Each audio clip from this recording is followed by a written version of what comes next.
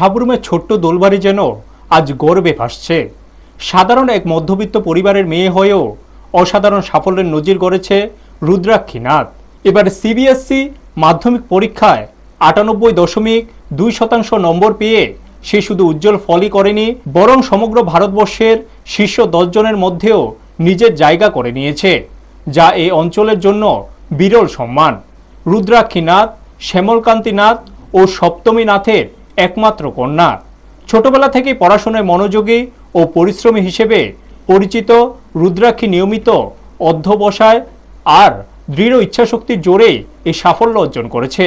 তার এই কৃতিত্বে পরিবারের মধ্যে যেমন আনন্দের জোয়ার, তেমনি এলাকা জুড়ে ছড়িয়ে পড়েছে গর্ব ও উৎসবের আবহ।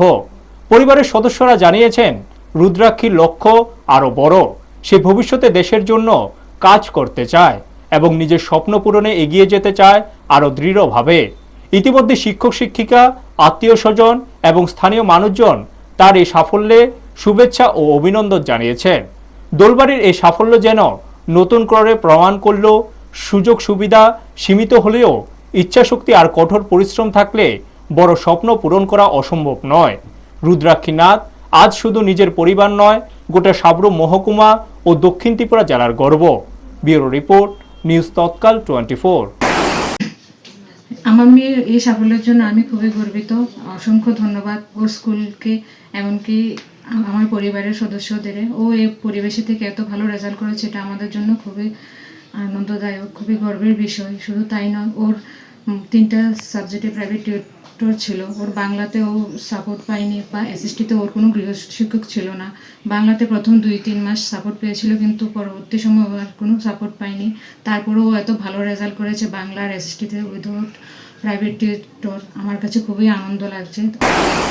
I want to thank my school teachers as well as my private tutor and my family members for the constant support, guidance and all the environment they created around me for achieving a high score in my class 10 boards. I'm really thankful for each and everyone for their guidance and their strength they gave me. And I want to really specially mention my parents and my uncle who is sitting right beside me for the constant support, for the constant guidance.